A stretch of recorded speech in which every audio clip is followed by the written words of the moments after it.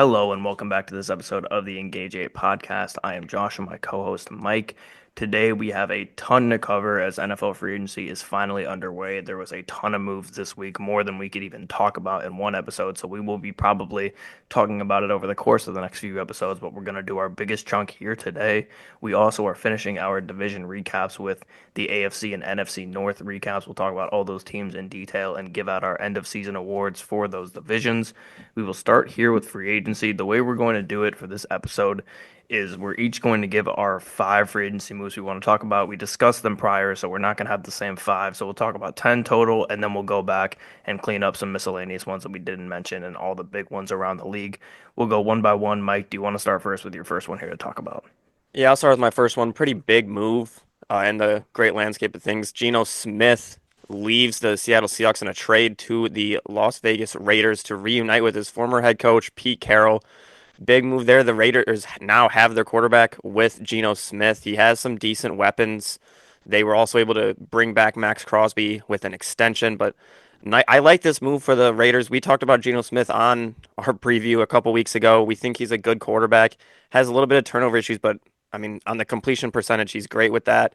He has good receivers, and I think him and Pete Carroll are going to be a great duo. So I like Geno Smith with this Raiders team. Pete Carroll, I think they can win games now. They have weapons. Him and the Brock Bowers are going to be a good duo. So I like this move for the Raiders, and they have a quarterback now where he is older, but I think moving forward, you got a good couple of years with him, and he can help bring a better culture here in Las Vegas. Yeah, I do too. I like the move for the Raiders. I don't love the fact that their O-line still isn't fantastic, and that was the biggest thing for Geno last year. He had weapons last year, which even though I think I agree with you, the Raiders do have good weapons.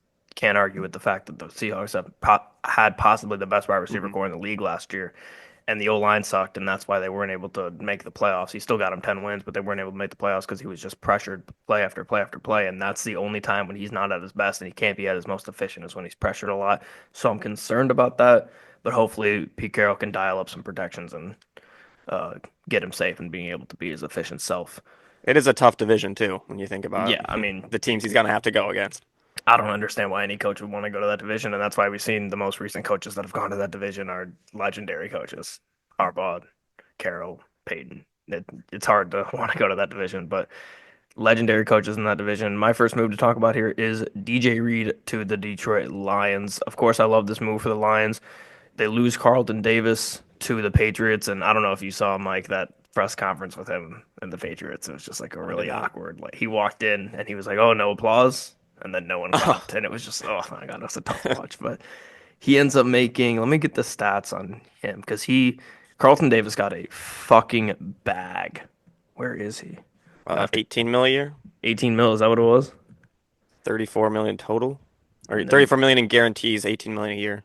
yes, he got 18 million a year. DJ Reed gets 16 million a year to go to the Lions. In my opinion, I do love Carlton Davis, although he's never healthy. He's a very good corner. I think DJ Reed's a better corner statistically. He just was last year. I know he had Sauce on the other side, which helps him, but still, he just is a statistically better corner. And you get him for 2 million less, which is huge.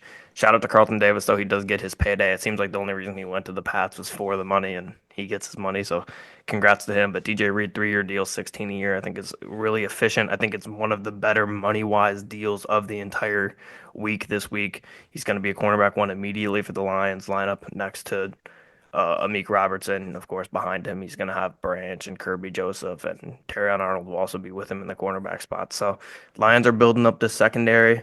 While I think it's not a massive, massive improvement, I think it's definitely an improvement. You get a better cornerback one, and any secondary that struggles is going to benefit from upgrading their cornerback one. Yeah, I think that's a great move for the Lions. Bring in another cornerback, a good, solid cornerback. I think just the most important thing now is you have to stay healthy.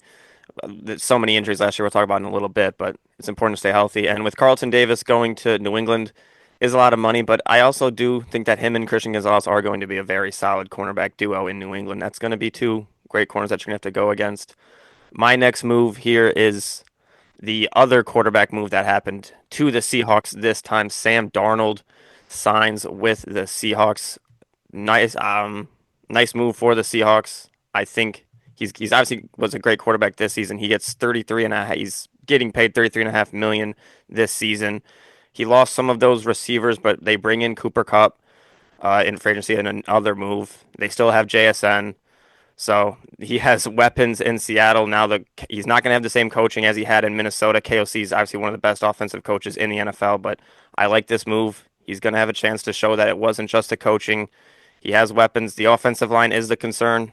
And Minnesota's offensive line was very good last season. Now he's got this Seattle offensive line that was maybe the worst offensive line in football. So we'll see if he can continue his success from last season and if he can continue to prove the doubters wrong.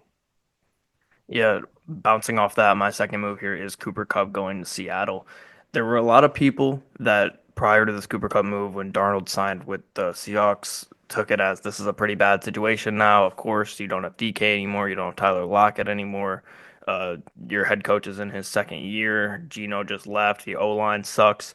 But just as I came on here and I said literally last week, or was it 2 weeks, 2 weeks ago about the Seahawks, I still think with this defense, this situation can be very, very good. The O-line has to be improved. Absolutely. There's no way around that. There's a very good chance that they roll out this same offensive line with Sam Darnold next year and he gets absolutely rocked and is horrible. We saw how bad he was under pressure last year with the Vikings when it came to that in those two Rams games and the two Lions games. But with that being said, JSN and Cooper Kupp is an absolutely fantastic duo.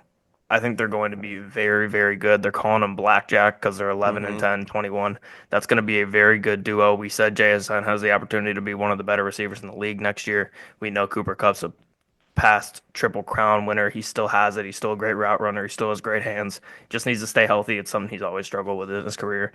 But Sam Darnold goes from Justin Jefferson and Jordan Addison to JSN and Cooper Kupp. So that's back to back good receiving duos to have with you. You still have Kenneth Walker as your running back. Just got to shore up this offensive line. And if they can get middle of the year, Sam Darnold can do what he did last year. And I think this can easily still be a playoff team. Yeah, I think it's will be a playoff team, and that offensive line is going to be the big detriment if they can get to where they want to be. My next move I want to talk about is a trade, Laramie Tunzel from the Texans to the Commanders. We talked about him struggling a little bit with Houston last season with some penalties, but he gets a chance at a new start in Washington. I think this could be a great move for Washington. Their offensive line was a little bit of an issue, but Jane Daniels' mobility has been able to negate some of that. He's so good on his feet. He's so quick. But bringing in a veteran, Laramie Tunzel, is a big move. He's still making about 25 million a year, but I think this move can help that offensive line. They need to improve it, get better going in the future. And Washington, they're going out there and making moves to show that they want to compete for a Super Bowl. And him and Debo, that's two veteran guys you bring in to help this culture and continue to get better. So I like this move for Washington. And for Houston, this offensive line sucked last season, so you want to get some fresh faces in there. And getting rid of Laramie Tunsil is interesting because he might have still been their best offensive lineman, but you need to get some new faces in there to help protect CJ Stroud. Yeah, unfortunately, I do not agree. I actually don't love this move for Washington. Laramie Tunsil is a big name. I know a lot of people love him. His best, most iconic moment is pre-draft with Yeah. the with the gas mask video. And yes, the year before this year, or last year, I guess, was he was really, really good. He was great for that Texans offensive line. He was able to protect CJ Stroud and gave CJ Stroud one of the best rookie years we've ever seen from a quarterback. But last year, that offensive line was bad, and he was a big part of the problem. It wasn't a bad offensive line, and he was the best piece and the only thing that could hold it together. No, he was also very bad on this offensive line last year. He allowed CJ Stroud to just get hit over and over and over again. And what's the price tag on him now? Because it has to still be pricey after I that think it was extension. 25 million. Yeah, 25 million a year for Laramie Tunsil is a steep, steep payday for a guy that struggled last year. So I'm not the biggest fan of that move. But I'm trying to get the penalty numbers because I'm pretty sure he had a he had a good million false chunk of starts. penalties. Yeah, Yeah. he had like a trillion false starts, I think. I don't know about holds, but he had a lot of false starts. I think he had 6 penalties in 1 week, I'm pretty sure, something It's just ridiculous. absurd. While you're looking that up, I'll move on to my next one here. I have Josh Sweat going to the Arizona Cardinals from the Philadelphia Eagles. This one was one I was pretty shocked by. I don't think anybody really saw this one coming. The Cardinals going out and splashing on a defensive end. But they do here with Josh Sweat. Of course, Josh Sweat coming off of a Super Bowl win with the Philadelphia Eagles. He now goes and makes nearly $20 million a year at 28 years old.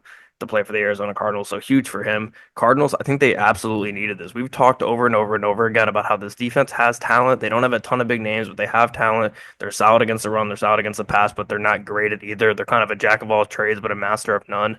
And they go and they bring in Josh Sweat, somebody who could actually be a game wrecker on the edge spot. I think that's good for them. I think he's going to be able to get to the quarterback early and often for them and be able to be that difference maker on their defense that turns them in from an average unit to a unit that you actually have to game plan for and be scared about. So I like this move for the Cardinals. Now, you go and you spend $20 million on an edge rusher and you still have a bunch of other holes. That can be a problem. But I could also see a world where this leads to success for them and can completely turn around the team. So I actually like this move to go splash on an edge rusher and try to change your defense for the better. Yeah, I love this move as well. I think it's something the Cardinals kind of have to do. They have to get more weapons for Gannon and his defense that hasn't been as good as he would have expected it to be. And this is a guy who he could be familiar with. Get a pass rusher. That's important. And this Cardinals team just needs more guys that can make plays, especially on that defensive side of the ball. So I like this move as well.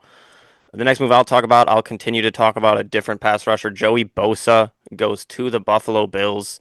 Signed with them for 12.6 million after being cut by the Chargers. I think this is a great move for the Bills. He has been injured. He's been banged up, but when he's healthy, he can be one of the best defensive ends in football. They're likely going to move on from Von Miller. So you bring in a guy who's younger. He's still 30, which is kind of old, but I think he can still have some great years ahead of him and potentially still go out there and play at a depoy level player. And with this Bills team, he's got other guys around him at Oliver. So I think he can go out there and help make this Bills defense better and gives McDermott another weapon to go out there and help get to the quarterback and make his defense better. So I like this move and I think it could help this team. No, I agree. I like the Joey Bosa move as well. It's an upgrade from Von Miller, who went to. Did he? He's still a free agent, I think. He's still free. He hasn't been signed yet. Yeah, still a No. free agent out there. So I'm assuming somebody will eventually pick him up, and if not, then it'll probably be right before the season. But it's an upgrade from Von Miller, in my opinion. I like the move for Joey Bosa. I really thought he was going to go to the 49ers, though. I was pretty Yeah. shocked by that. I thought maybe he was going to take a pay cut and go to the 49ers, but didn't want to reunite with his brother, I guess. And the 49ers have so many fucking cap issues that we'll talk about it when we talk about some of the miscellaneous ones, but they've lost a lot of people. You were talking about it just a couple episodes ago about how it was going to happen. That's exactly what happened. But next one here, I got DK Metcalf going to the Steelers. This one I'm torn on because yes, the Steelers absolutely needed a second weapon on the outside. They've needed it for like 2, 3 years now, honestly, maybe even more. And they finally got it. They have another guy to pair with George Pickens. They have whoever ends up being their quarterback, which is still a giant question mark. We'll get one of these, or we'll get both of these guys on the outside. The problem is they're kind of the same player. They're both go up and get it receivers. They're both big body. They're both huge divas. I don't really understand how that's going to work. I think you're going to eventually have to turn one of them into a let me run a 10-yard in or an out route or a slant. You're not going to have both of them running uh, seam routes or have both of them running go routes on the outside. So you're gonna have to figure out something there. And who is their new OC? Because they don't have Arthur Smith anymore, do they? Or do they still have Arthur Smith? I think they still have Arthur Smith. Actually, I think they do still have Arthur Smith. So he's gonna have to figure something out with that. Regardless, I think because a lot of people are being critical about the pairing of George Pickens and DK, and I get it. I'm a little bit critical as well. But no, a lack of talent with good fit is not better than a lot of talent with questionable fit in the NFL. I'm always going to take having more talent and just having to figure out how it fits rather than having one receiver and being like, okay, let's just run Van Jefferson out here because he fits a little bit better than DK Metcalf does. That doesn't make any sense to me. So I understand why they made this move. They have multiple weapons now. I just, for their sake, hope that they don't miss out on Rodgers and Russ, and they end up having to go with Mason Rudolph because that would be an absolute nightmare after spending all this money and trading for DK Metcalf, who allegedly wanted to go to a warm environment, which is so funny that he went to Pittsburgh. Yeah, he wanted to go to Warren Vight. I pretty much completely agree with you on this take. You got two guys who are very similar, but it is an upgrade. I mean, your wide receiver two last season pretty much was Calvin Austin or Van Jefferson. That DK Metcalf is a massive upgrade from them, but it is the same player, and you also still have the question mark at quarterback where you don't know who you're going to have. So you have to go out there and get someone for quarterback. And you also kind of have a question mark at running back too, where you don't really know. I mean, I think Jalen Warren's still with the team, but you lost Najee Harris. So we'll see what they do there. But I think it's a good move to bring in another weapon. It's just hopefully it works out. Maybe they can just become good friends and celebrate each other's success. Last move to talk about the 49ers, a guy they lost, Charvarius Ward, signs with the Colts for about 18 million a year. I think this is a fantastic move for the Colts. This is exactly what they needed. They needed a cornerback one that can go out there and go and follow opposing team's number one receiver, play any style of defense.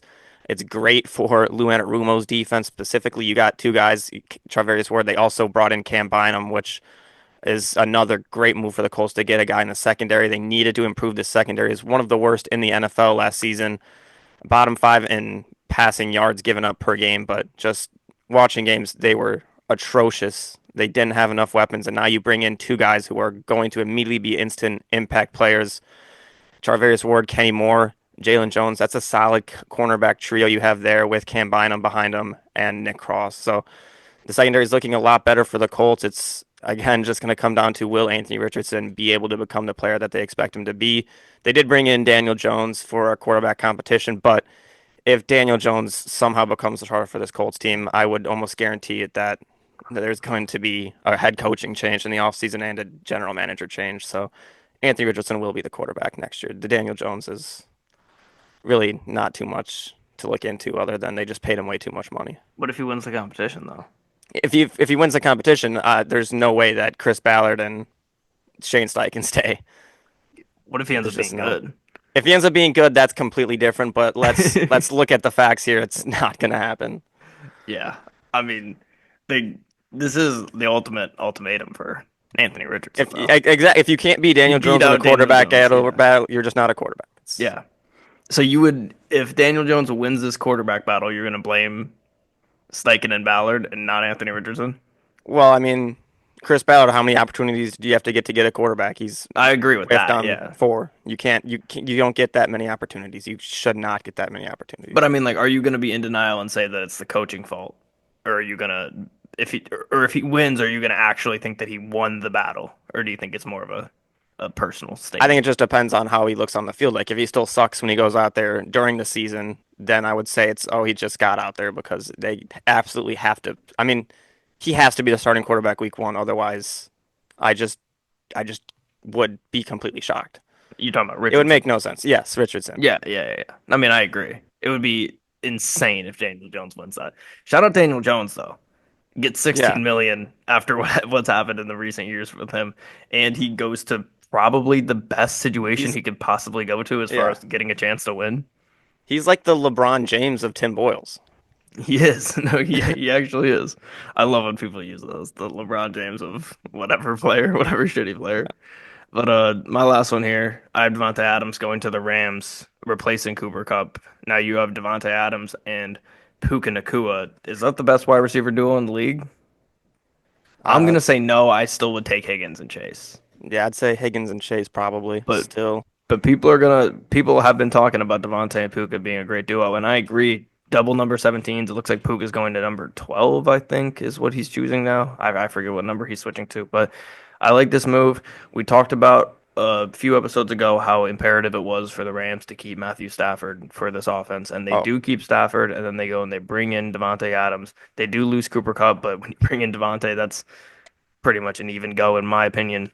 And now Stafford gets to have this O line that is improved. He still has two probably top 10 receivers in the league in Puka and Devontae. Kyron Williams was a great running back. We saw this defense, especially on the defensive line with Fisk and Verse, was really, really good last year. The Rams are going to be dangerous next season, and I am very, very confident in them probably winning this division and having a chance to be Super Bowl contenders next season.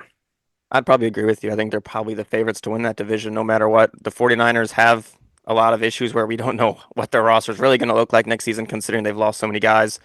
Cardinals, I just think they're better than them talent wise. I like the Seahawks, but yeah, I think this Rams team is going to be a very tough team to deal with. They were very close to beating the Eagles, the Super Bowl champions in the playoffs, and I think they're kind of just getting better. So I think they're going to be a team to be worried about, and that's going to be a great wide receiver duo. I think my number one duo might be AJ Brown and Devontae Smith still.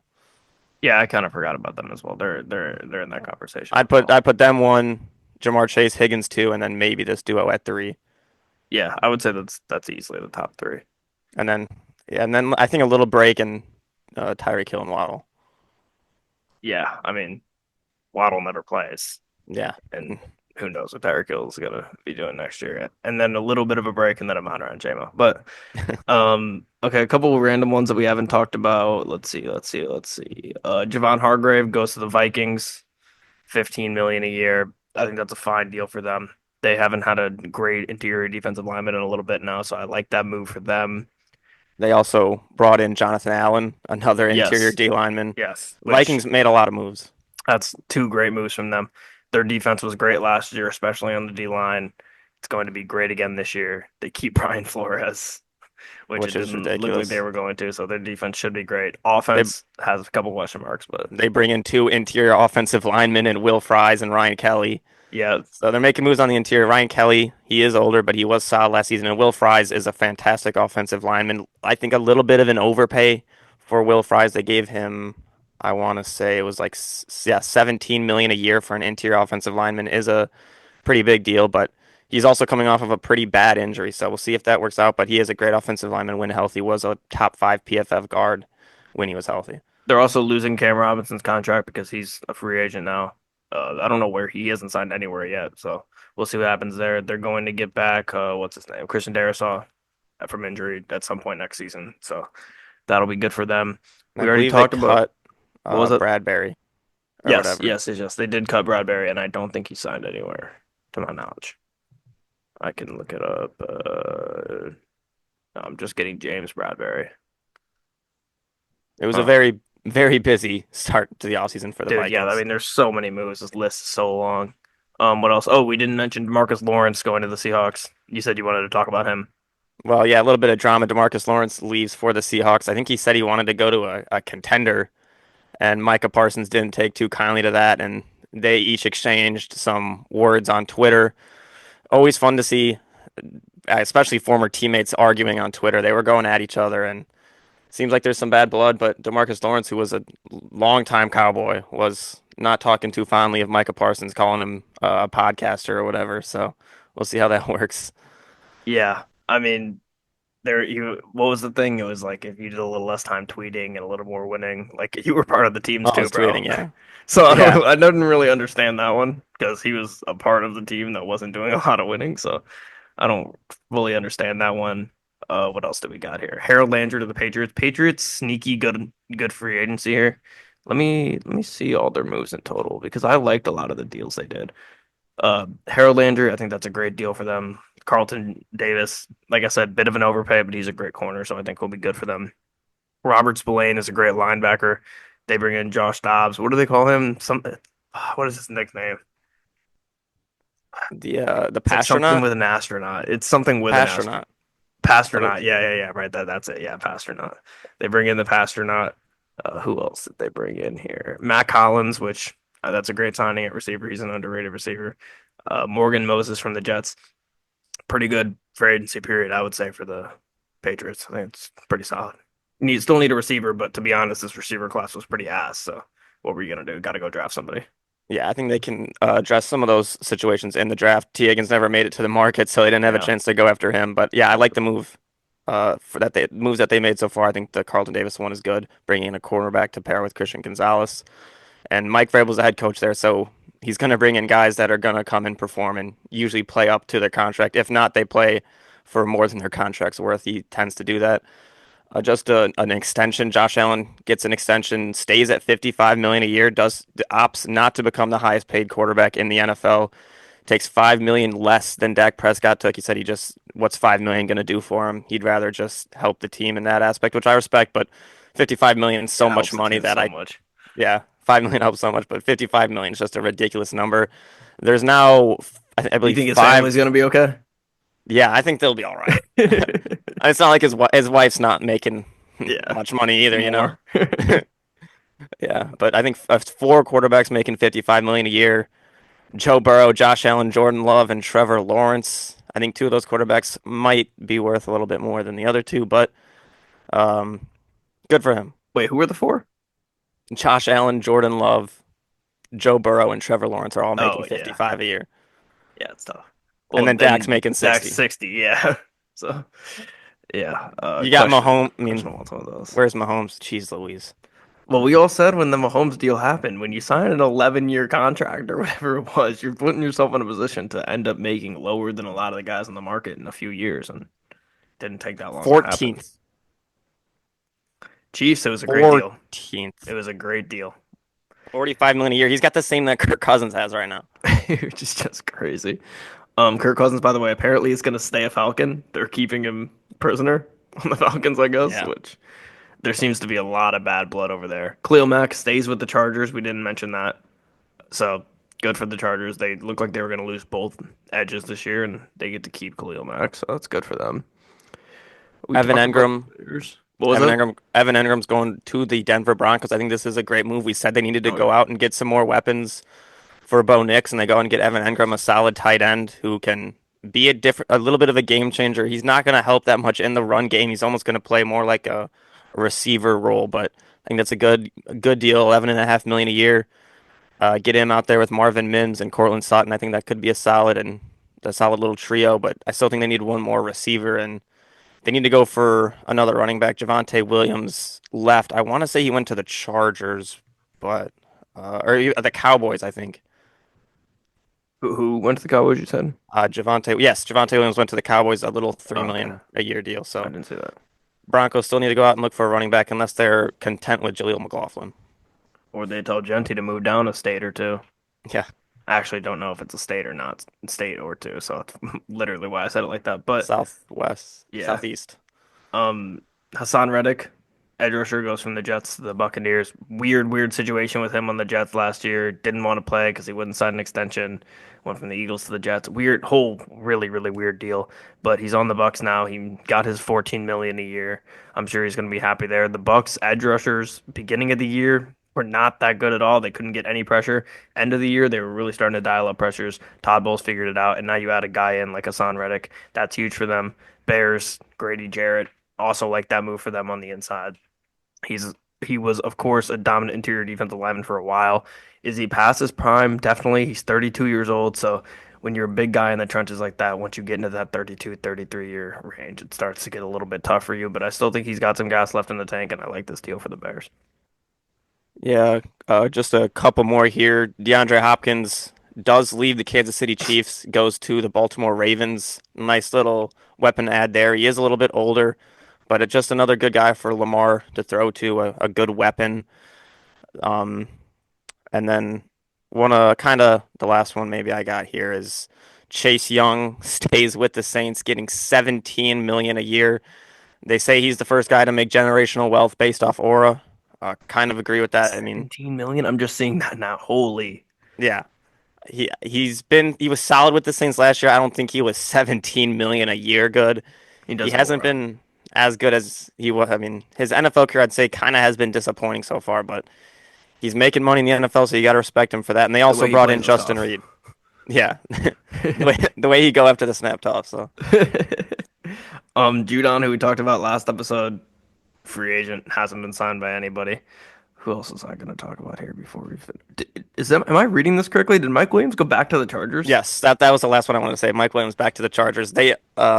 I think ESPN posted Mike Williams back to the Chargers, and they'd like posted a picture of him in the Steelers uniforms, and the That's so comments funny. were like, I think you could have used a different picture.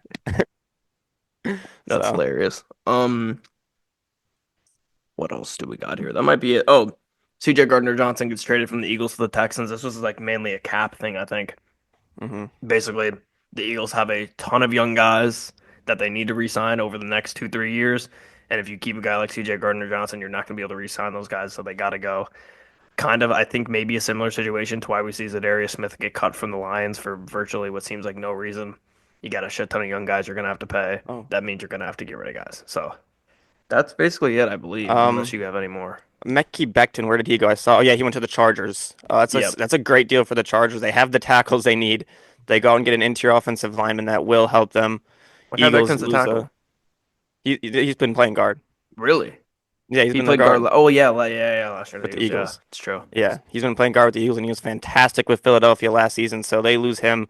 They do bring in Kenyon Green from the Texans, who was the other penalty merchant for that Texans team. But honestly, it's the Philadelphia Eagles. I expect Kenyon Green to go out there and be one of the best guards in football next season, and just look like a all-pro guard, basically.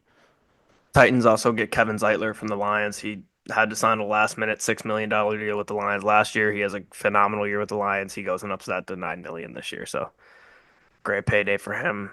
And I believe we missed a big one. Justin Fields going to the New York Jets. Oh yeah, This was one where it felt like the Jets had nothing they could really do at quarterback. They had to make a decision. They burnt bridges with everybody on the market that they possibly could have gotten. Geno Smith, obviously that wasn't going to happen. They burnt that bridge. Sam Darnold, no chance. Zach Wilson, no chance. Aaron Rodgers, no chance. All of these guys who they've had terrible relationships with and burnt all these bridges with. It leaves you with a guy like Justin Fields, and Fields is in a situation where no one really wants him because he hasn't proved anything, but he wants to make money. The Jets have money and no options, and Fields has no options and needs money. So those two were kind of just a marriage that had to be done. But although it was a little bit forced, I still think it could work. I think How it could could work another as team with no well. talent? You bring Garrett Wilson and Justin Fields back together. Yeah, I think that could be very good for him. I think this could work out. Yeah, hopefully, Aaron Glenn he's can build a good culture with him, and this offense can look better than it has. It it is interesting. I mean, he probably has a decent Madden rating, so that could be a reason why they decided to bring him in. But he did pick number 7, which doesn't really fit Justin Fields in my opinion. So the aura might not be there. Number 7. Yeah, I don't know Yeah, if I he's don't trying to love look like that. Geno Smith, maybe. Maybe, yeah. That's the strategy. But Yeah. I believe that's it. I don't think I've got anything else on here that I Um, find The notable. last one I had was I think J.C. Horn signed. Yeah, he signed a great extension with the Panthers, Yep, getting paid a lot of money. I'm pretty shit sure. ton of money.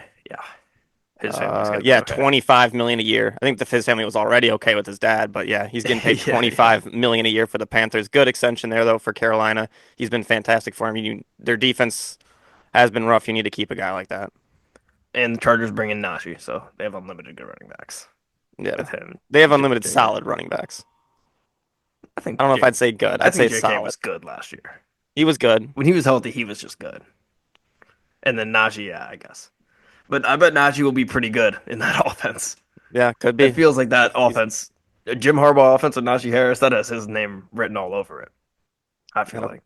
that could be an improvement for him. But all right, let's get going here with our AFC and NFC North recap. This might be a little bit shorter because we went on for a while with free agency, but it's all right. We've been getting shorter on these. We'll start here with the Baltimore Ravens, finished 12 and 5, first in the AFC North, lost in the divisional round, of course, to the Buffalo Bills. Finished seventh in pass offense, first in rush offense, 27th in pass defense, first in rush defense. As expected, the Ravens had a really good year, but it ended pretty similarly to how recent seasons have for them. Lamar keeps improving as a passer each and every year. 4,000 passing yards, 41 touchdowns, 4 interceptions is just incredible. He probably should have been MVP, but the media just could not handle this not being Josh Allen's year. I think it was written in the script before the year started. This has to be Josh Allen. We can't let another year go by where we hype him up and not give him MVP. So it had to happen. I understand why it happened, but 41 touchdowns, 4 interceptions is fucking ridiculous. Derrick Henry was a massive success for them. He completely helped unlock Lamar. I think that's another reason why they didn't give Lamar the MVP is people want to make excuses of, oh, Derrick Henry's a big reason why Lamar's able to go 41 touchdowns, 4 interceptions. But it's just this weird phenomena in sports where we discredit players because there's other good players around them. And I just don't understand that at all, except for the fact when it's a player that actually struggles without their good players around them. When you have a Brock Purdy situation where when he doesn't have the perfect situation, he's not that good. And then when he does, he's great. I understand it then. Lamar was great with Derrick Henry. He's even better with him. So I don't know why we're discrediting him.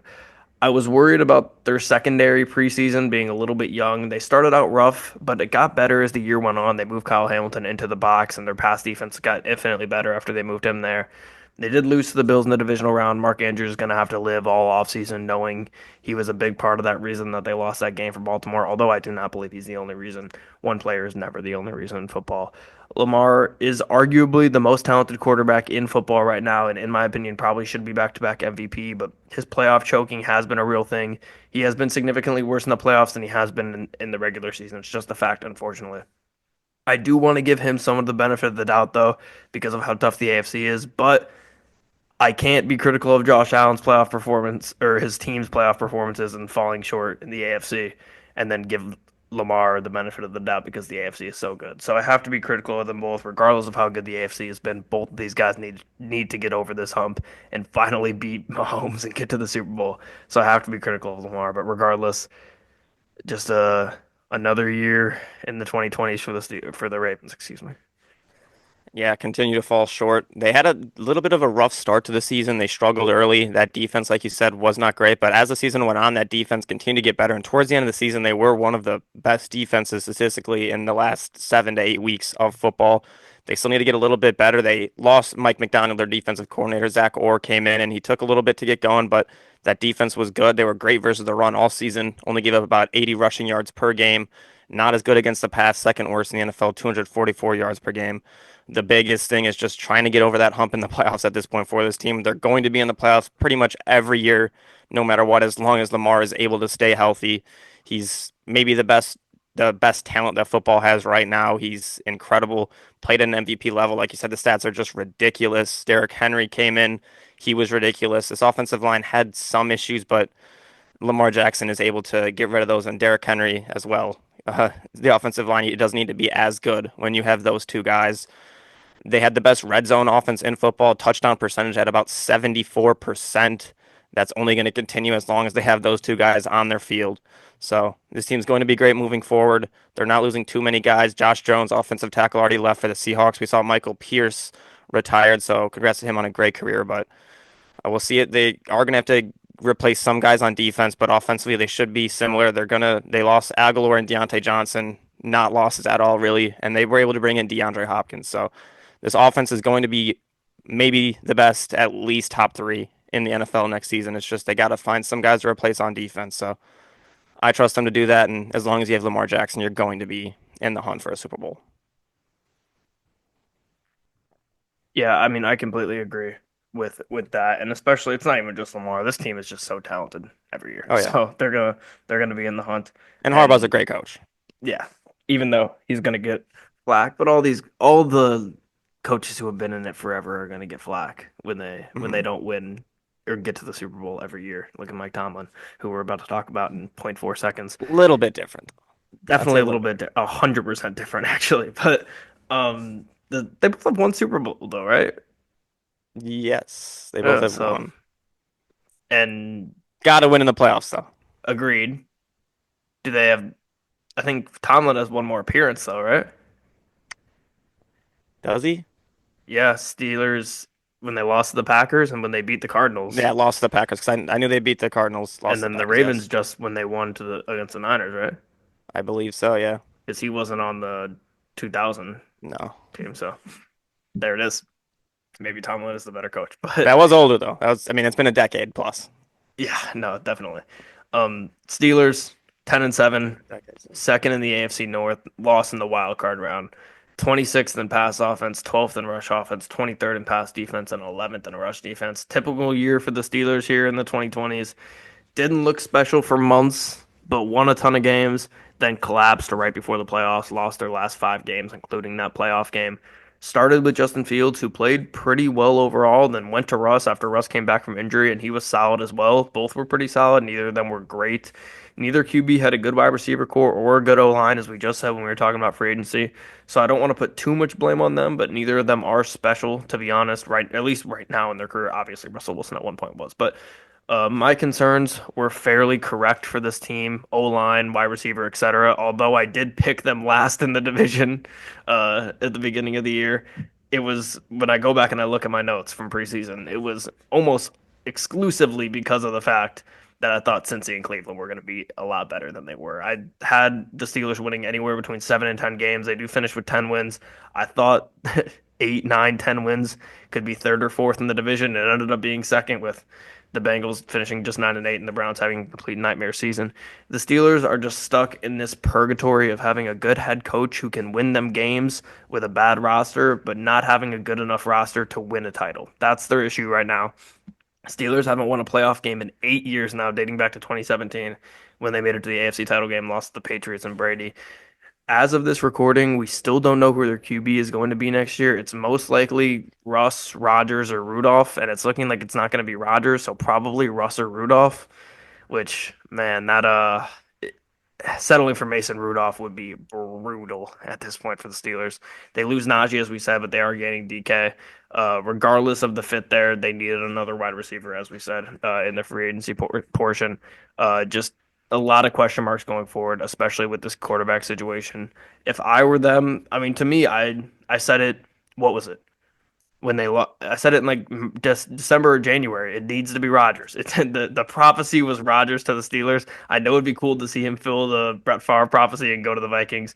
I obviously don't want that as a Lions fan, but it felt like Rodgers to the Steelers was a good fit. I still like that fit. Unfortunately, it looks like it's going to fall through, and I know Steelers fans don't love the fact that Rodgers might come to their team. Maybe it's a little bit of grieving from the Green Bay Super Bowl, but regardless, I think that's their best option. I think Russ would be okay, not great, and I think Rudolph would be an absolute nightmare. Yeah, I just don't. They have to have a plan in place, I believe, in order for them to go out and feel confident enough to go and get DK Metcalf. Because if you're going to Right. get DK Metcalf with George Pickens and then you're just going to go out and throw Mason Rudolph at quarterback, there's just no way that works at all. There's not a chance that would work. So they have to have a plan. It's got to be either Russell Wilson or Aaron Rodgers, one of the two. And as long as they have a quarterback, I think that's important. Just having one of those two or a competent enough quarterback that can go out there and play. They had a great start to the season in classic Steelers fashion. They went out there, started on fire, and then towards the end of the season fell off again. Justin Fields was solid for them at the start of the year. They bring in Russell Wilson. The offense kind of exploded for a couple weeks. It was fantastic. And then George Pickens got hurt, and the offense didn't have weapons. Calvin Austin being maybe the wide receiver one or Van Jefferson, and just really started to look bleak. And they really were never able to recover from that. The offensive line had issues. They could not get a run game going with Najee or Jalen Warren, and it really just led to losing games. And the playoffs just was not good. T.J. Watt had a down year for what you expect from T.J. Watt. The defense wasn't as good. Injuries did hurt him. The secondary had struggles. Minka Fitzpatrick seemed like, I guess, a little bit of a diva. Sounded like maybe he didn't want to win, but overall they had to be better. The pass defense was bottom 10 in the NFL. That's something that's going to have to be addressed a little bit by them. They lost Dante Jackson to the Chargers. Landon Roberts left, a linebacker as well. Lost a couple offensive linemen, but they're going to have to just get healthy, get that defense going, and then just get a quarterback. That's got to be the number one priority. And you got to just trust that Mike Tomlin can get the team going, and you need him to get the team going into the playoffs feeling good instead of getting feeling good at the start of the year with momentum wise. So we'll see what they can do. Just absolutely need a quarterback. Okay, we'll move on here to the Bengals, who finished 9-8, third in the AFC North, and missed the playoffs. Finished first in pass offense, 30th in rush offense, 22nd in pass defense, and 19th in rush defense.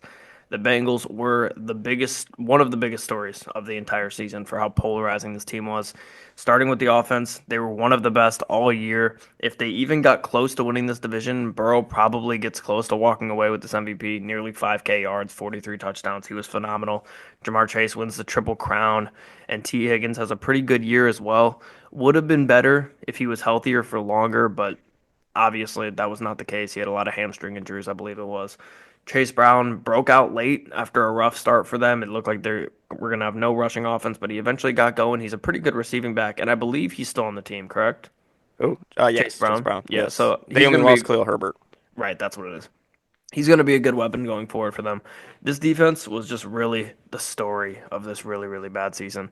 I was worried about this secondary preseason, and that was a correct worry because, yes, they were very thin, and yes, they did struggle all year. Despite talent on the front end, their pass rush really struggled to get home. Trey Henderson, of course, had one of the best defensive seasons in the league this year, but outside of him, they didn't have much pressure at all. I don't think that is Lou Anarumo's fault at all, although he was made to be the scapegoat of this entire situation. I think this was 100% a personnel issue for the Bengals, and this was not on Lou. They're losing Hubbard next year, of course, as he is retiring or has retired. So they need to go draft slash find them another pass rusher and a ton more DBs going forward. I don't know where that's going to come from though, because they haven't really signed their pass rusher yet, and there aren't really any left. As a Lions fan, I know that to be a fact that there were a good amount of options, and now there just isn't. Maybe they go bring in Zadarius Smith. Maybe that's their guy. I think that would be a pretty good pickup for them. But outside of him, I don't really know who's left for them, and it looks like they might trade away Trey Hendrickson still. So I don't know. It's confusing. They need to nail the next few drafts, but regardless, this offense is good enough that if their defense just gets marginally better, they'll still make the playoffs, I think. That's really the issue, though. Is I don't think this defense has gotten marginally better. I'd say they've gotten maybe significantly worse, Yeah, you're right. Yeah. which is why I feel like this has got to be one of my losers. I mean, we haven't really talked about too much offseason wise, but so far I'd say this is probably a top three loser of the offseason so far is the Bengals. You went into the offseason knowing exactly what you had to do. The offense was fantastic. You had enough weapons no matter what. Chase Brown's going to be there for a while. He's on his rookie deal. Jamar Chase is going to be there. You have Joe Burrow. That's really what you need. The offensive line needs to be improved. The defense needs to be significantly improved. And so far, the only issues they've really addressed is none of those. They've addressed the receiving room. They tagged T. Higgins, paid him a bunch. They go out. Mike Gesicki's a free agent. They go out and pay him $9 million a year. I think he's a top 10 paid tight end now.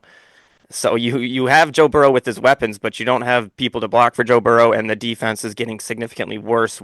I mean, you lose Lou Anarumo, who I think is a solid D coordinator, and I'm glad that he's part of the Colts as a Colts fan now. But you bring in Al Golden, defensive coordinator for Notre Dame last season. He's never been a coordinator in the NFL, so that's going to be new for him, and he's going to go and have this defense that is deprived of talent. There's not much there. They might lose Trey Hendrickson. They might still lose Jeremy Pratt as well. Just they already lost Akeem Davis Gaither. Mike Hilton's a free agent. Von Bell's a free agent, which maybe some of those are addition by subtraction, but you still have to bring in guys to improve for them there. I just I just don't get what they're doing. The weapons were never the issue. T. Higgins, I get you want to keep him and Jamar Chase together as just a fantastic duo, but you're now paying them so much money that it's hard to get talent elsewhere for this team. So At they the have same to have a time, you got to think plan. about T. Higgins' family. Yeah, yeah. Just not having that long guaranteed contract. But I think the move I see them making here is in the draft. You got to go out, maybe move up in the second round and get Xavier Watts, a guy who's been with Al Golden at Notre Dame, because you need to improve the secondary. There's not too much talent there right now, so they need to do that. They need to find a way to keep Trey Hendrickson, but I don't know how much you can pay him at this point. So got to fix the defense, and they haven't done that at all. And the offensive line, I don't even know if they've addressed at all. They lost Alex Kappa, which is definitely addition by subtraction. I think he was PFF's worst graded guard in the NFL, but we'll see what they do. It's just not looking great for him so far. It's funny for the Bengals. When they upgraded that O line a couple years ago after the Super Bowl, and they added all these guys like Alex Kappa. What's his name from the Cowboys? Who did they add? What is his name? Um, I'm losing his name right now. But they all like immediately fell off after coming to the Bengals. Like they were all great before. Like Alex Kappa was a all pro, was he not? yeah, or they brought in Orlando Brown as well. Orlando Brown, exactly. They had Ted Karras. Oh my gosh, I can't think of the dude on the Cowboys. He's he's not on their team anymore. I'm pretty sure he Yeah, has left. They I drafted can't Amarius remember. Mims last season. Yes, Cody Ford, TikTok legend, is now starting for him. I mean, the offensive line they have names. It's Cody just the Ford's names starting haven't for them now. performed. Yeah, as of right now, he is. Wow, that's it's tough. But Yeah, their offense isn't the problem though. Their offense it's. is I not the mean, problem. it's really not. But you still would like better protection for Joe Definitely, Burrow. absolutely. We'll finish off the division here with the Browns, 3-14, last in the AFC North, missed the playoffs. 22nd in pass offense, 29th in rush offense, 14th in pass defense, and 21st in rush defense. Obviously, a nightmare season for the Browns. Deshaun was horrible when he was playing, so getting him hurt really didn't affect too much, to be honest. O line went from a great strength to a horrible weakness very quickly for them. One of the worst in football, regardless of their injuries. They just were really, really bad. It looked like they were going to be able to survive not having the greatest quarterback play and having Nick Chubb out for 8 weeks, which is a big reason why I picked them to finish higher in this division because that O line was so good and their D line was so good, and then they both just completely fell apart.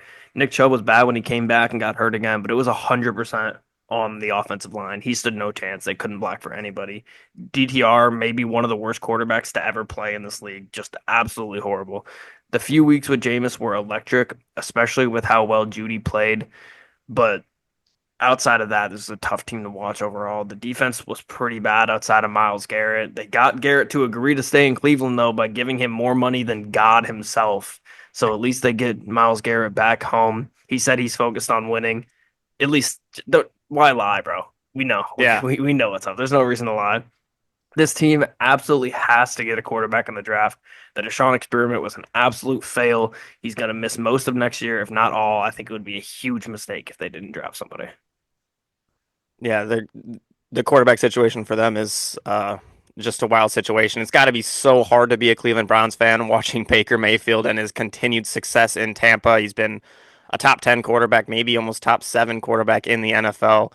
And you got Deshaun Watson, who has been just a complete train wreck. Maybe, I don't know if it actually could go worse for Deshaun Watson. It's been horrendous. There was a little bit of rumblings of Russell Wilson, so we'll see where that goes. But yeah, outside of Jameis Winston, this team was rough to watch all season.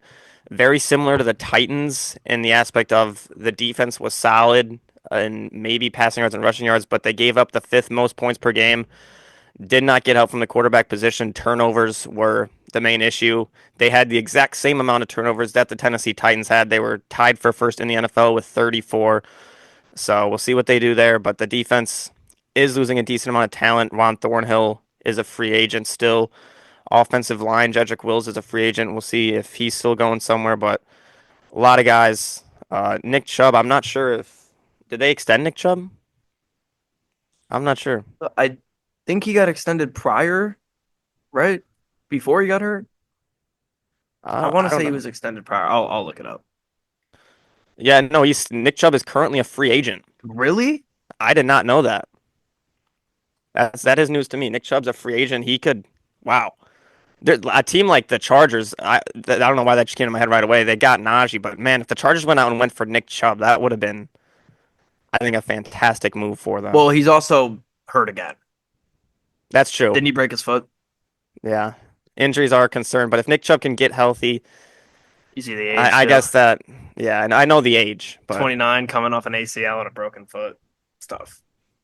Not it's just an just, ACL too. It wasn't an ACL, MCL. it was everything. Yeah, Yeah. it's just you think of Nick Chubb in your head, and it's just you just think of how good he is Oh yeah. I or mean, I was, I love Nick Chubb. guess. He He's a wasn't role great this quarterback. season when he was playing, He but didn't have, like I said, no, I don't think that was his fault. He yeah. was behind the worst O line in the league, coming off of fucking full knee replacement. What is he supposed to do, right? And Jedrick Wills is a free agent still as well, so a lot of free agents for the Browns. Jedrick Wills, Dorian Thompson Robinson, James Houston went to the Giants. They just who knows what this team can do. There's not much they can do with everything they have invested into Deshaun Watson and him being hurt. So it's a rough state of affairs in Cleveland. All right. We can move on here now to the awards for this division. We'll start with Offensive Rookie of the Year. I went with Zach Frazier. Beginning of the season, I had, drum roll, please, Troy Fatanu from the Steelers as well. Different offensive lineman. Fatanu got hurt from Washington earlier on in the year. Zach Frazier had a great year at center for the Steelers. That was an easy pick for me. Staying with Pittsburgh here at Defensive Rookie of the Year. Beginning of the year, I had Nate Wiggins from the Ravens, but I'm going with Peyton Wilson from the Steelers. 68 tackles, played most of the year, started a lot of the year for them. He was a pretty impact player.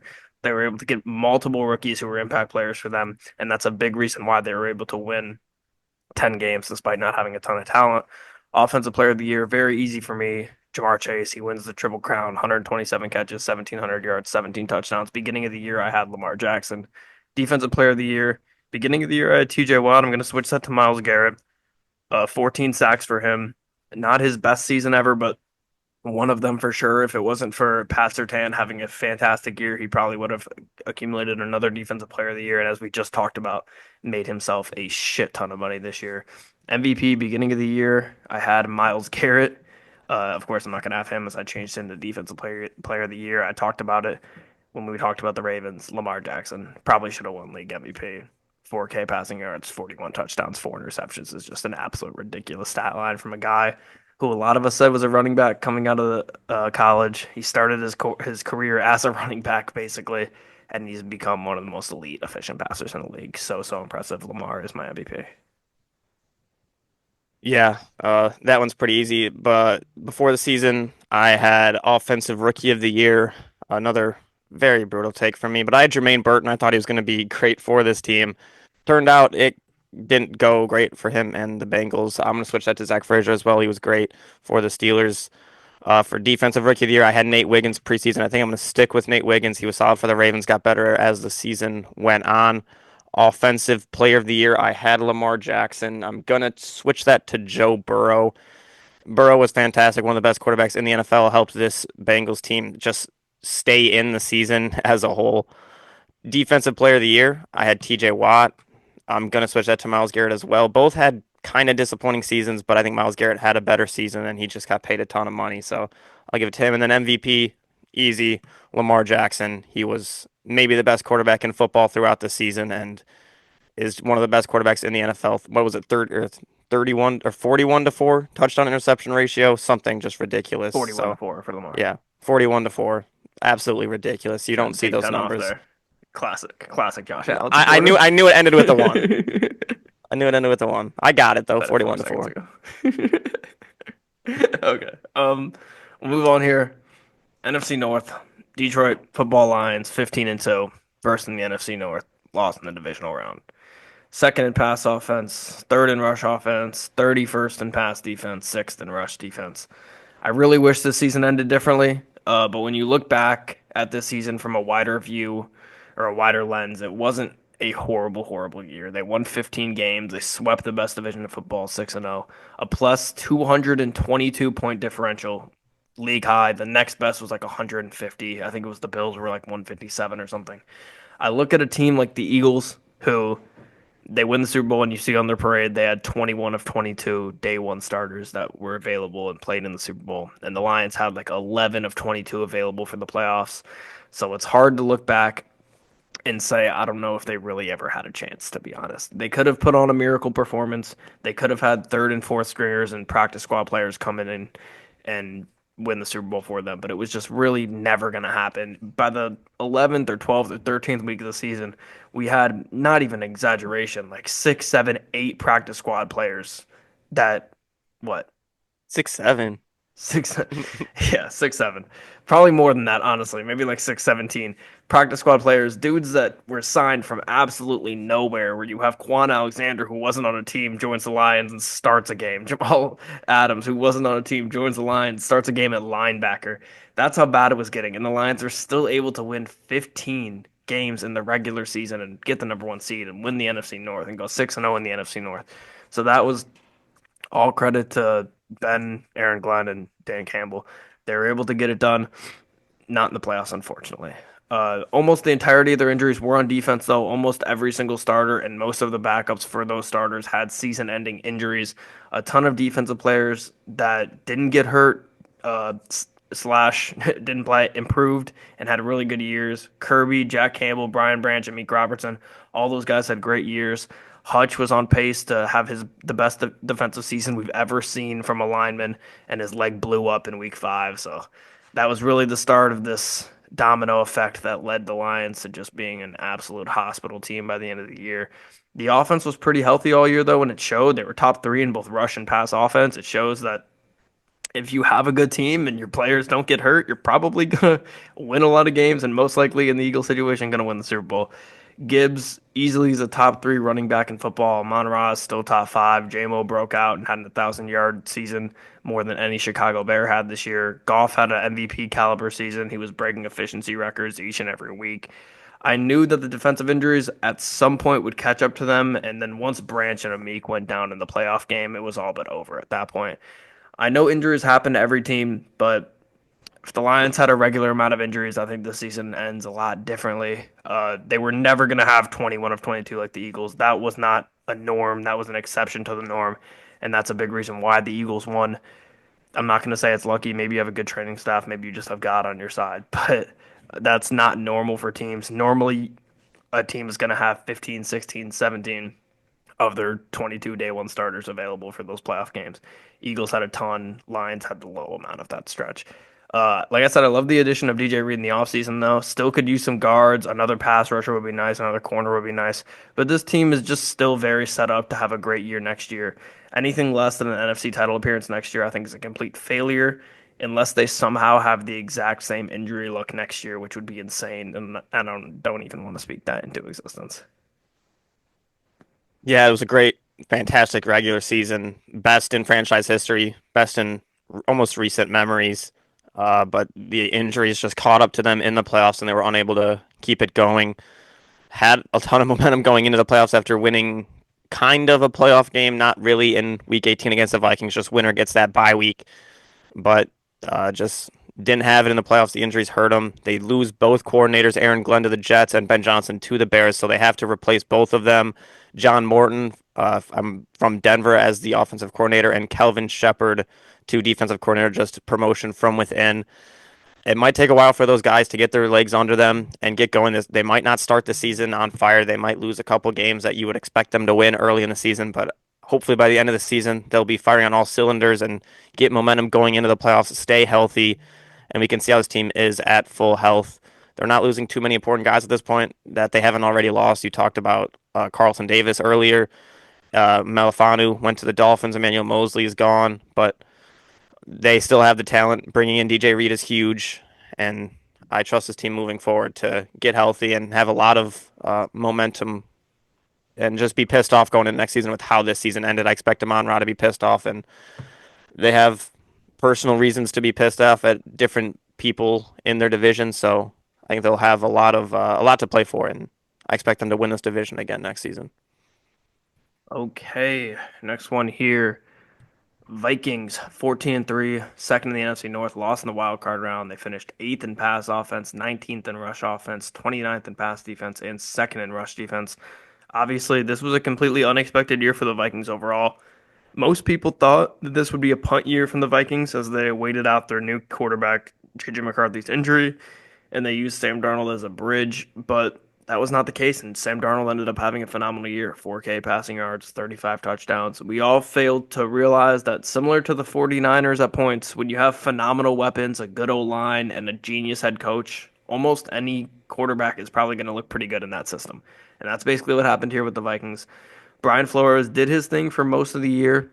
Secondary lacked talent, but the pass rush made up for it, and a lot of offenses struggled against this defense. The run defense was elite all year long for Flores. Outside of the Lions and the Rams games, where they were run all over, those happened to be their only four losses of the season, were two to the Lions, two to the Rams. To this day, I still think their record made them seem like a better team than they actually were, but I still think they were a very good team. The Vikings, as long as they have their core, will be a very good team. They still have two great coaches in KOC and Flores, and that takes you farther than you could even imagine. Their O line is still very good, like we talked about in the free agency portion. They improved their offensive line.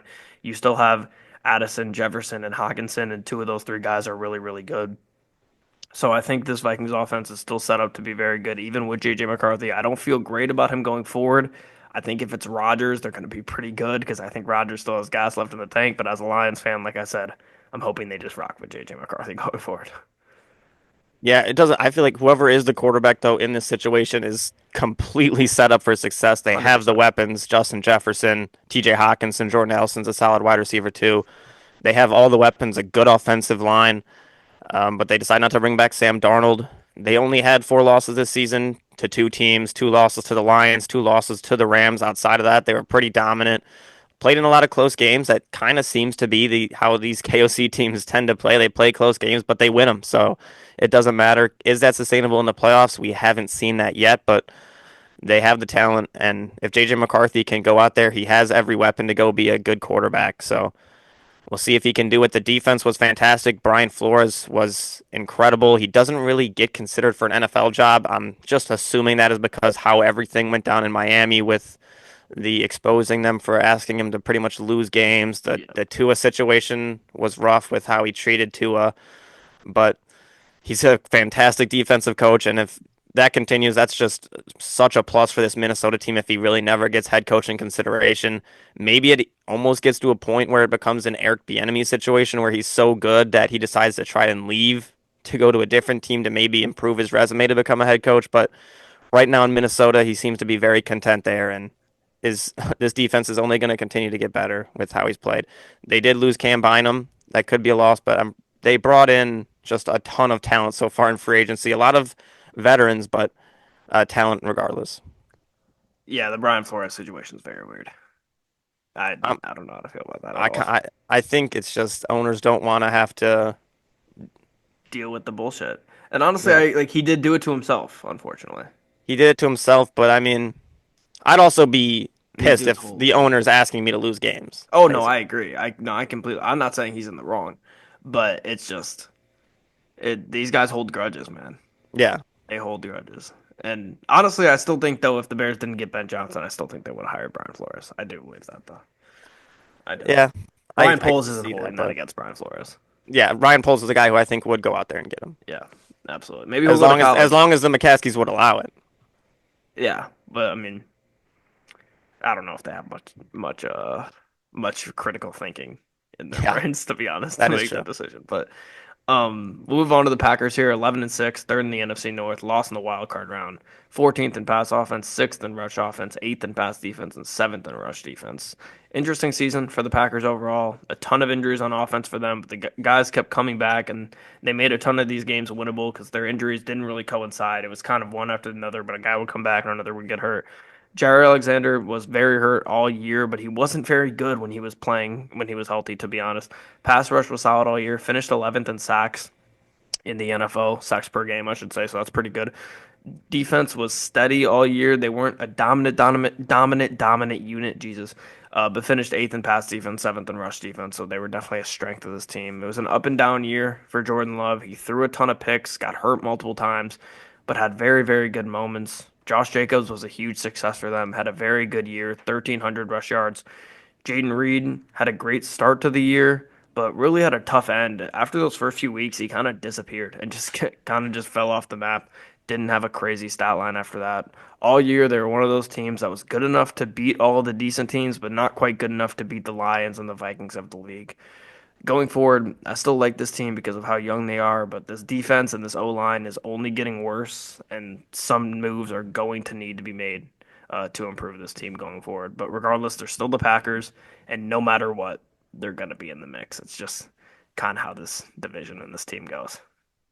Yeah, it is just how this team goes. I will say for me, I feel like it was definitely a disappointing season for what I expected from this Packers team. They did win a lot of games, but I expected them to look better. Jordan Love, I thought he would blossom from a star and almost a superstar, and really didn't happen this season. Maybe it was because of him having to deal with just a decent amount of injuries, had the knee injury, ankle injuries. It could just be that, but he didn't take that jump I expected him to. He's kind of just a guy who's when he's on fire, he's a fantastic quarterback, but when he's struggling, you see it with turnovers, interceptions. So he's just got to stay in rhythm, stay healthy. The offensive line could be a little bit better. Bringing in Josh Jacobs was great for this offense. He had a very good season as their running back one. On the defensive side of the ball, it was solid. They were in the just kind of middle of the pack in most statistics. But with the talent that they have, I feel like that's kind of expected. Jeff Gaffley, the new defensive coordinator, was solid. Injuries hurt this team, specifically on offense with Jordan Love.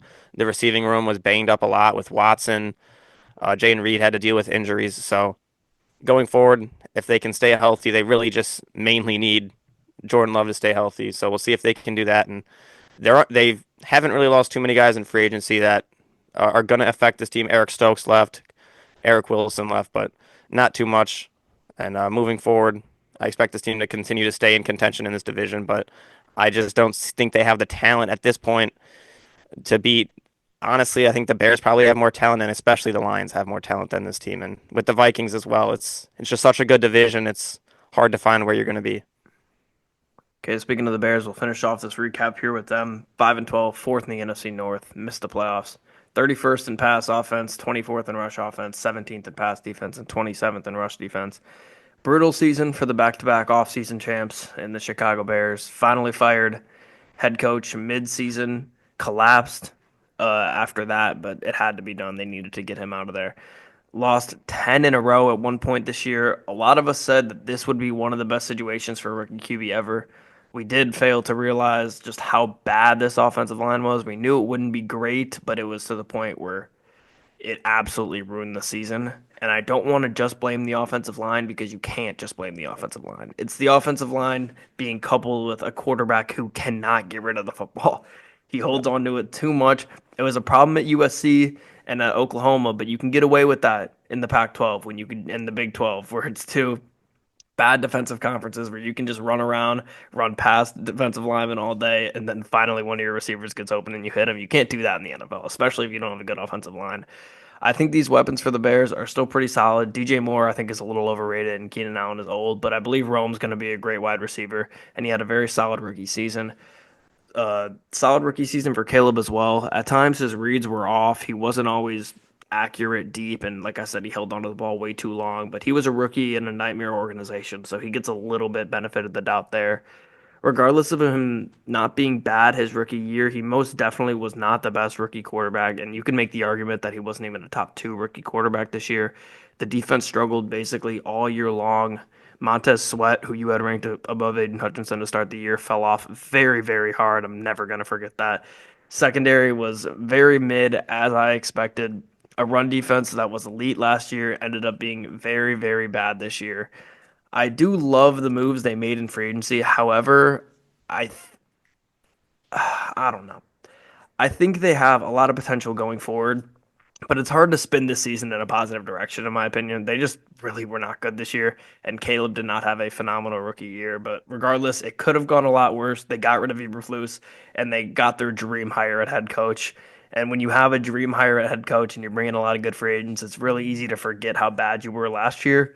But we're looking at possible three-peat offseason champs, and they haven't been great in any of these regular seasons. So at some point, you got to just take the offseason with a grain of salt and say we need to see it on the field because that's at the point I feel like we're at with the Bears right now. Yeah, I'd say they probably have already almost three-peated as offseason champions the way they talk about it, but I do think they have done a great job. They fixed the interior offensive line. They have tackles that they believe in, so their offensive line pretty much is set. They might struggle at the start of the season being a completely new unit, but if they can stay healthy, I expect that offensive line to be solid. But you said it pretty much perfectly. You had a terrible offensive line last season with the Bears. There's no way to put it. They were bad. And then you have a quarterback that holds the ball for too long, and that's just putting those two things together is not going to work out, and it didn't for this Bears team. And it showed on the field. Caleb Williams struggled, was not good. And the expectations from Bears fans going into the season were talking about throwing for 4,000 yards, having three different receivers with 1,000-yard seasons, and none of them got to that point. So has to be a disappointing season no matter what. Waldron gets fired. Eberflus doesn't last too much longer than Waldron. So you go out, you lose both of your coaches there, and you do get your dream hire with Ben Johnson. They fix the interior offensive line. So those two issues, hopefully, for the Bears work together, fix those, and Caleb Williams can come out and have a great sophomore season. So I expect the Bears to be a good team next year, but I've kind of expected that for the past 3 years, and it has yet to happen. So we'll see if they can actually prove it on the field, like you said. Okay, we'll finish off this episode here with the NFC North Division Awards. Offensive Rookie of the Year, beginning of the year, I had Caleb Williams, and I'm going to stick with Caleb Williams here. Like I said, I don't think he had a fantastic rookie year, but it was decent enough. 3,500 yards, 20 touchdowns, six interceptions. The most impressive part about that was that streak where he didn't throw a pick for a ton of weeks in a row. That's very impressive to me. Like I said, I think he definitely has his flaws, especially with holding onto the ball too long and some of his long ball accuracy and decision making, but he's still a rookie. I still think he's going to be a great quarterback, and he's good enough to be offensive rookie of the year in this division for me. Defensive rookie of the year, I am or beginning of the year, I had Terry Arnold. I'm going to switch that to Edgar and Cooper. 87 tackles, 3.5 sacks, one interception, one forced fumble. He was pretty good. I would say he's easily the best defensive rookie of the year in this division. It wasn't very close. The options weren't very wide. If Terry Arnold had a better year, he could have been on here. But Edgar and Cooper played the entire season as a starter for the Packers, and he had an impact the entire time and was one of the better defensive players on that team. Offensive player of the year, beginning of the year, I had Amon-Ra St. Brown. I'm going to switch that to Jahmyr Gibbs. 2K all-purpose yards, led the NFL in touchdowns overall. Had to do it. I know that basically means I'm not going to pick Justin Jefferson, but I really don't give a fuck. 2K all-purpose and leading the NFL in touchdowns is more impressive to me than a gritty every now and then. So I'm going to stick with him. Defensive player of the year, I had Hutch to begin the year. It absolutely would have been Hutch if he didn't snap his leg in half. So I'm going to go with Kirby Joseph at defensive player of the year. 9 interceptions, 12 pass deflections, best safety in football, in my opinion. He got screwed on the Pro Bowl, so I wanted to give him some credit here. Defensive player of the year. And then MVP, beginning of the year, I had Jared Goff. I'm going to stick with Jared Goff. Second in touchdowns, fourth in yards, second in completion percentage, sixth in QBR. Shattered completion percentage records all year long. Him and Amon Ra completed like 30 something straight passes together. Absolutely dominant. Still to this day, one of the most underrated quarterbacks in football, and I'm always going to ride for JG. So Goff is my MVP. Yeah, for my offensive rookie of the year, I had Caleb Williams going into the season, and I'm going to stick with Caleb Williams. There wasn't really too much to pick from outside of his teammate Romo Dunze, but a solid season for Caleb Williams. Disappointing, but moving forward, you still have talent there. For defensive rookie of the year, I had Dallas Turner going into the season, and he really didn't have too much of a he didn't have a great rookie season. He was okay, but I'm also switching that to Edgar Cooper. He was fantastic. 3.5 sacks, 87 tackles, 13 tackles for loss, two fumble recoveries. He was great and is potentially the future for this Packers defense. Offensive player of the year, I had Jordan Love going into the season. I'm also going to switch that to Jahmyr Gibbs. Led the NFL in touchdowns, 2,000 all-purpose yards, like you said. He was great, and I almost considered moving him to MVP with how good he was this season. Fantastic and great for fantasy football owners all around the world. Defensive player of the year going into the year, I did have Montez Sweat. Terrible take by me. I'll admit it. Should have done Jalen Johnson, but I'm gonna switch that. I'm gonna give the Vikings defense some credit. I'm gonna go with Andrew Van Ginkel. He was great. Had two touchdowns for this Vikings defense, 11.5 sacks, 18 tackles for loss. He was good, and this Vikings defense was fantastic. Jonathan Grenard was also very good for that defense. Kirby Joseph was great as well, and Brian Branch, but injuries there. And then MVP, I'm gonna stick with Jared Goff. Fantastic. Led this Lions to the best offense in football, pretty much. MVP candidate in my opinion, and really not much you can say. Only two losses in the season. He was great. I'm going to give Jared Goff MVP for this division. Hey, so that will about do it for this episode of the Engage A podcast. We will be back next week on Wednesday with a March Madness bracket. We will each do our own bracket and pick our projected winners for the tournament and go game by game. So that should be fun. I'm excited to do that. We also will probably have some draft stuff coming up, so look up for that on Saturday, next Saturday, I believe. I want to get the exact date on that. That will be the 22nd. We will have our third Answer 8 trivia episode out. So be ready for that one coming. And then there'll be another one 2 weeks from that day. So if you haven't already, like and subscribe. Put all the links in the description for Spotify, TikTok, social media, and all that good stuff. And we'll see everyone in the next one.